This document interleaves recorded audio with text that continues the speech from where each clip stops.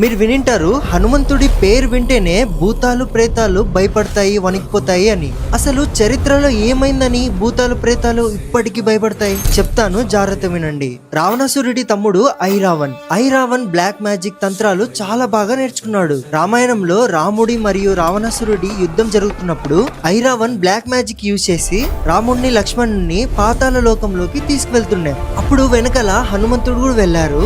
ఐరావన్ని హనుమంతుడు ఎంత కొడుతున్నా ఇక్కడ చనిపోతున్నాడు, మళ్ళీ అక్కడ బతుకుతున్నాడు. హనుమంతుడికి అర్థమైతుంది ఇదేదో బ్లాక్ మ్యాజిక్ జరుగుతుంది నాతో అని. అప్పుడు తెలుసుకుంటాడు హనుమంతుడు 5 దిక్కుల్లో ఉన్న దీపాలు ఒకేసారి ఆర్పితే ఐరావన్ని చంపచ్చు అని. కానీ 5 దిక్కుల్లో ఉన్న 5 దీపాలు ఒకేసారి ఎలా ఆర్పాలి? అప్పుడే హనుమంతుడు రౌద్ర రూపాన్ని ధరిస్తారు, పంచముఖి హనుమాన్.